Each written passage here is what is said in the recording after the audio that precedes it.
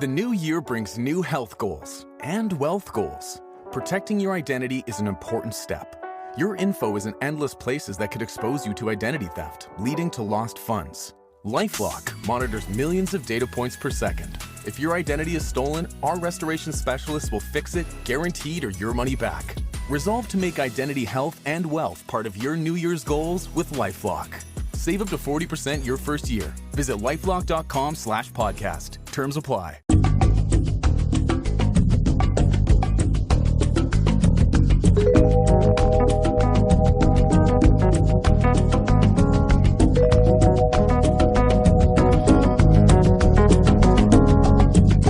Son las 4 de la tarde y 37 minutos. Vamos a abrir el territorio negro. Saludamos hoy a Luis Rendueles. ¿Qué tal, Luis? ¿Cómo estás? Buenas tardes. Hola, Carmen. Presente. ¿Está todo bien? Sí, estupendamente. Te hemos dejado descansar poco esta semana de Semana Santa, aunque al menos has vuelto a casa, ¿no? A Gijón. ¿Estás ahí, no? Sí, estoy aquí. Clima Estás tropical. en Asturias. Llueve y hace luego un sol espléndido de 20 grados. No sé, parece Costa Rica esto, ¿no? Será cambio climático, ¿no? Aprovecha, porque de pasar Semanas Santas de frío ahí, al menos que pueda salir el sol, aún te lo disfrutas, ¿no? En fin, no vamos a hablar de terrenos soleados, sino que nos vamos a meter entre sombras, porque nos ha preparado una historia Luis Rendueles hoy, que es muy negra. ¿Se acuerdan ustedes de ese clásico de Chicho Ibáñez Serrador que se titulaba ¿Quién puede matar a un niño? Bueno, pues era una película clásica de terror. Y la pregunta no es baladí, porque a veces a un niño no solo pueden matarlo, es que lo matan, y lo matan las personas más cercanas, quienes deben cuidarlo. Así que es lo que nos va a contar hoy Luis, un territorio sobre una vida breve, 2 años y 5 meses, la de Aarón Gálvez, un niño que fue asesinado en Elche, en Alicante, en septiembre del 2018. Vamos a empezar por el final, ¿te parece? Un niño llamado Aarón que llega golpeado e inconsciente al hospital de Vinalopó, en Alicante, y lo lleva allí su madre Cristina y la pareja de esta, José Antonio. Así fue, en ese hospital y también luego en la unidad de cuidados intensivos pediátrica del Hospital General de Alicante, donde luego llevan al crío al ver que está cada vez más grave. Los médicos ven que el niño tiene ya lo que en un primer momento llaman múltiples contusiones en el cuerpo y en la cara. El padrastro del chaval, un tipo llamado José Antonio Pérez, que tiene 25 años, explica a los doctores que el niño se ha caído en la ducha en casa y que por eso tenía todos esos golpes por el cuerpo. Pero los médicos sospechan y activan el protocolo de malos tratos y básicamente avisan a la Policía Nacional y avisan también a una trabajadora social del hospital. En el hospital, con el padrastro, está también Cristina, que es la madre del niño que está herido. Y mientras los médicos tratan de salvar la vida del crío, los policías, pues activados por ese protocolo de malos tratos, hablan con la madre y con su pareja. ¿Qué les cuentan? Sí, intentan saber lo que ha ocurrido. La madre se llama Cristina Jiménez, tiene 27 años. Los policías le van preguntando por esas heridas, las equimosis que llaman los médicos, que se han encontrado en el cuerpo del pequeño Aarón. Tenía heridas, golpes en los brazos, en las piernas, en las costillas, también en la espalda y en la cabeza. Y la madre sorprende a una de las policías porque le dice que el chaval se había caído, no cuenta lo de la ducha, sino que cuenta una caída del día anterior. Dice que estaba jugando en el parque y que se había caído y que luego se había vuelto a caer en la ducha en casa, que se había quedado inconsciente y que por eso ellos le habían tenido que llevar al hospital. Bueno, es una explicación un poco peregrina y supongo que los policías allá mismo le dirán a la madre, ¿no?, que no cuadra mucho, ¿no?, esa historia de caídas sucesivas. Uh-huh. Y ella vuelve a sorprenderlos porque la madre, Cristina, 27 años, insisto, cuenta entonces que había ocurrido otra cosa muy grave y que hasta ahora no había contado por miedo. Lo que explica la mujer es que cuando ella estaba con su hijo paseando por las calles de Elche, varios encapuchados los asaltan, los secuestran ahí al crío, les golpean y les meten dentro de un coche y se los llevan. Y luego, después de un rato de dar vueltas con el coche, los tiran a una cuneta, a una carretera. Por eso el crío, supuestamente, según la madre, tenía todos esos golpes. Y que al día siguiente el crío se había desvanecido en la ducha. Bueno, esa historia todavía es más liosa y más increíble, ¿no? Los policías no se la creen, supongo. No, y siguen preguntándole y llega, cuando ella se da cuenta de que los policías no creen todas esas patrañas, Cristina, la madre, se derrumba y dice textualmente: yo me he criado sin padres, yo no sé educar al niño, es mi pareja el que lo está educando, ¿no? Lo que los policías escriben en los informes del caso es que la mujer parece más preocupada por lo que pueda pasarle a su novio, al padrastro, el que ejercía de padrastro del chaval, que por la vida de su propio hijo. Recordemos que están luchando por su vida en aquel momento. Tanto en que la mujer insiste en que su novio es buena persona, que no es un maltratador, aunque acaba admitiendo que el hombre pegaba a su hijo y que ese día, así lo dice ella textualmente, se le ha ido la mano.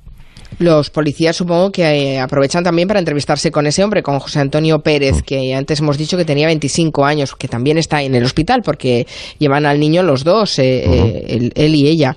¿Y él explica alguna otra historia o confirma la versión de la madre? No, empieza contando otra historia muy extraña. Dice que 2 días antes del desvanecimiento del crío, del chaval, un par de días antes unos niños le pegan una paliza en el parque, ¿no? Recordemos que es un chaval de 2 años y poquitos meses.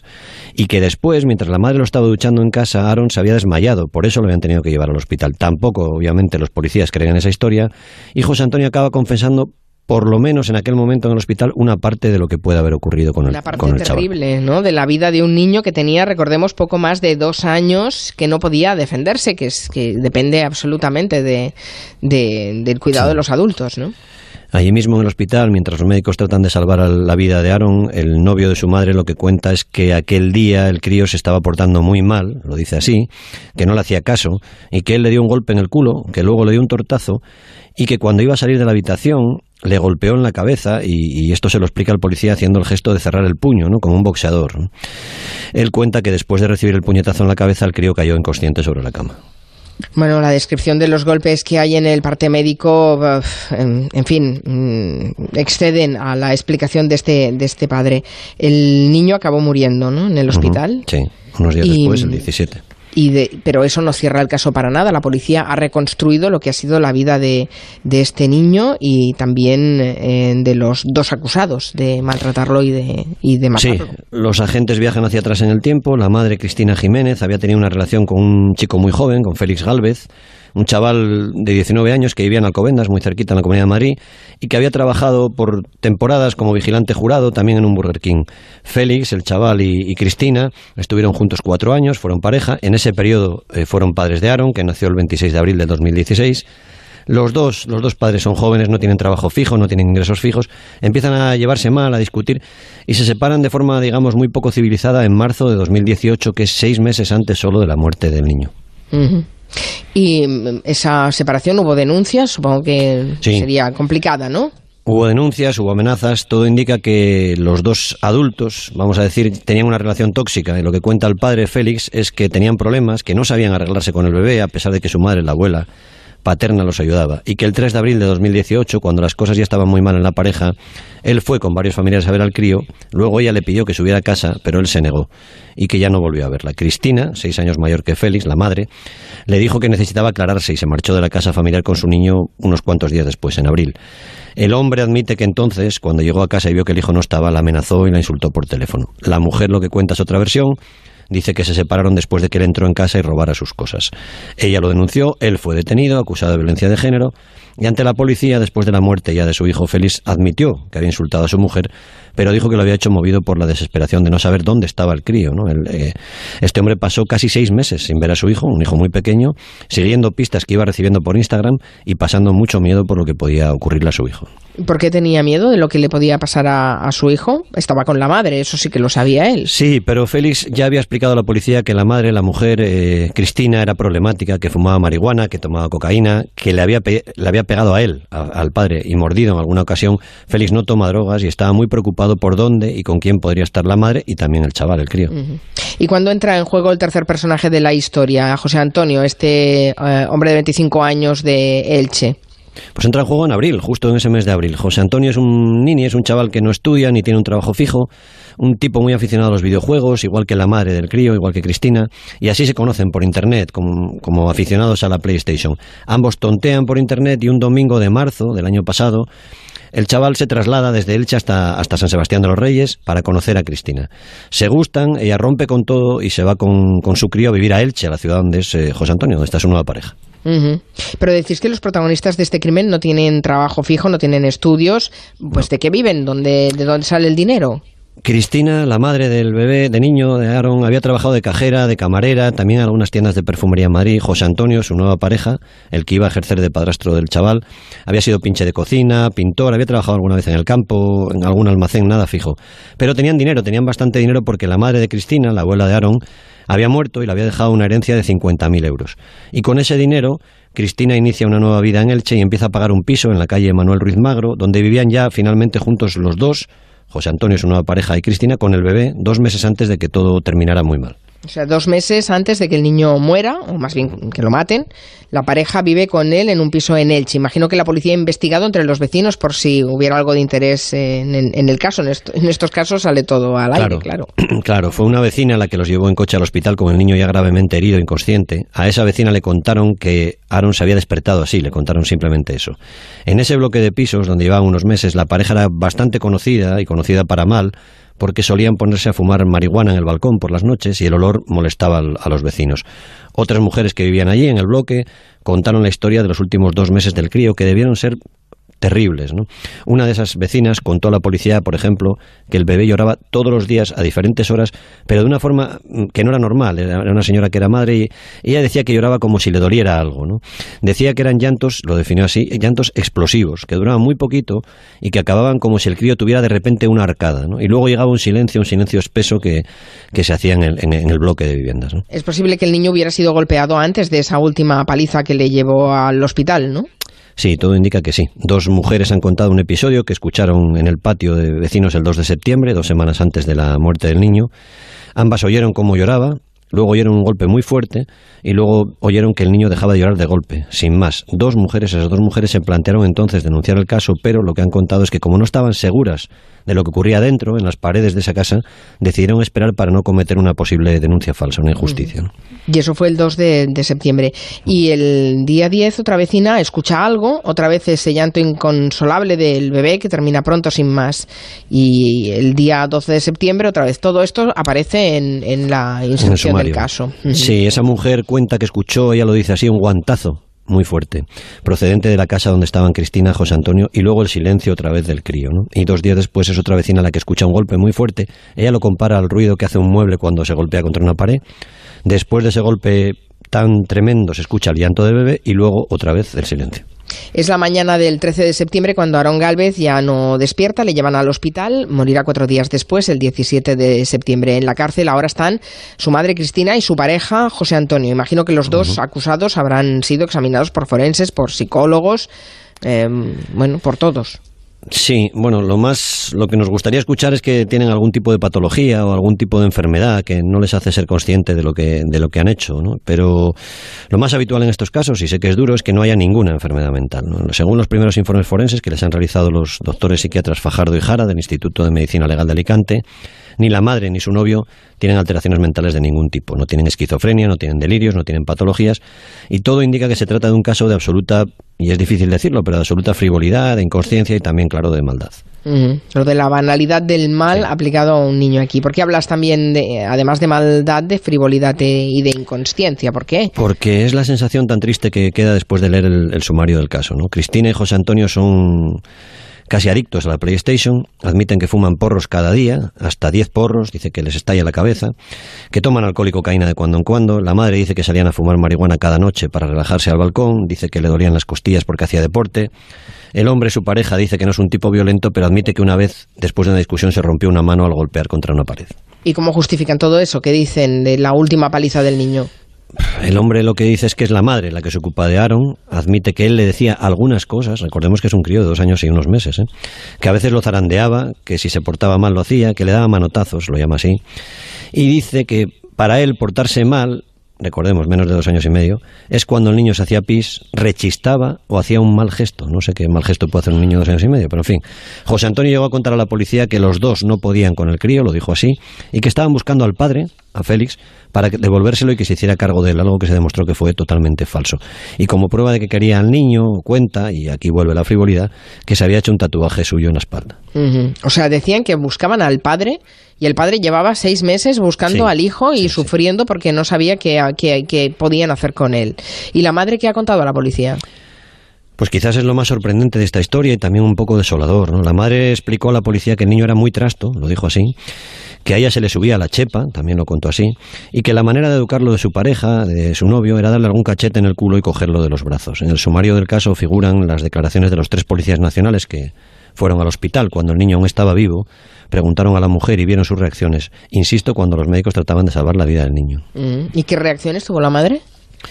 Pues a una policía le confiesa que no se ve capacitada para educar a un niño, para criarlo, y que si sobreviviera al crío quiere renunciar a él. que su pareja era buena gente, que no era un maltratador y que quizás se le haya ido la mano aquella mañana con el niño. Para justificar a su novio, dice una frase tremenda que está en el sumario y es: cada uno tiene su manera de educar a los hijos. Uno de los agentes declaró que la mujer parecía más preocupada por lo que pudiera pasarle a su novio que por la vida de su propio hijo. Otro explicó la reacción que tuvo la mujer cuando allí mismo en el hospital el hombre, su novio, confesó que había golpeado a su hijo con el puño cerrado. Hizo el gesto de un boxeador. La mujer se acercó entonces al novio, le cogió la mano y le dio un beso. Los dos están en la cárcel, los dos están a la espera de juicio y el padre del crío, Félix Gálvez, y el abogado, Marcos García Montes, van a pedir prisión permanente revisable para ellos dos. Será un jurado el que decida.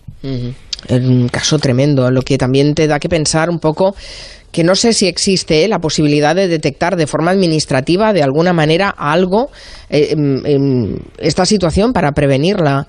Claro, estamos hablando de un niño que no está escolarizado porque claro. Son 2 años y medio, no es obligatoria la guardería, por tanto el niño no está escolarizado. Ni siquiera estaba en el registro civil claro. En Elche. Los vecinos se había mudado de ciudad a la no madre. Se quieren claro. meter. Claro.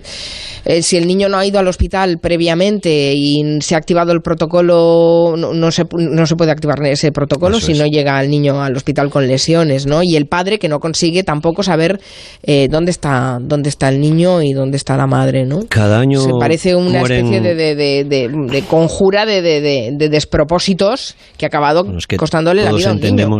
Todos entendemos que los niños están mejor con sus padres, ¿no? Y a salvo. Pero cada año mueren. En 2017 fueron 19 niños en España, casi siempre por culpa de su padre o de su madre. Y como dice Save the Children, es un problema invisible, no se ve hasta que no ocurre algo de esto, ¿no? Pero hay casos de ese tipo. Sí, bueno, tal y como descubrimos cada vez que nos traéis un caso de estos al territorio negro. Y un asunto más, la autopsia descubrió que Aaron murió estrangulado. Es decir, que es muy posible que todavía no se haya contado la verdad de esa historia. ¿Qué dices? Los forenses han visto que murió por compresión mecánica extrínseca en el cuello, es decir, estrangulado. Qué barbaridad. Así que supongo que en el juicio sabremos. ¿El juicio para cuándo? Más o menos, ¿cuánto tardan en convocarse estos Todavía juicios? no se ha cerrado se ha pedido, el abogado de la acusación ha pedido que se dicte ya juicio oral, supongo que será este mismo año. Y primero hay que elegir al jurado, claro, que tendrá un trabajo bastante complicado y bastante desagradable, la verdad. Ahora que hablabas de autopsia y de niños, no lo habíamos comentado todavía porque la noticia es muy reciente y es esa autopsia que determina que el pequeño Julen, ¿se acuerdan de Julen que murió en la caída del pozo en Totalán? Murió en el momento de caer, porque se había también especulado con que si había sido en el momento del rescate o al intentar rescatarlo, se había intentado enturbiar la información. Sí, últimamente especular parece obligatorio. El testimonio del padre y de los que estaban con el padre y de los senderistas y de los testigos.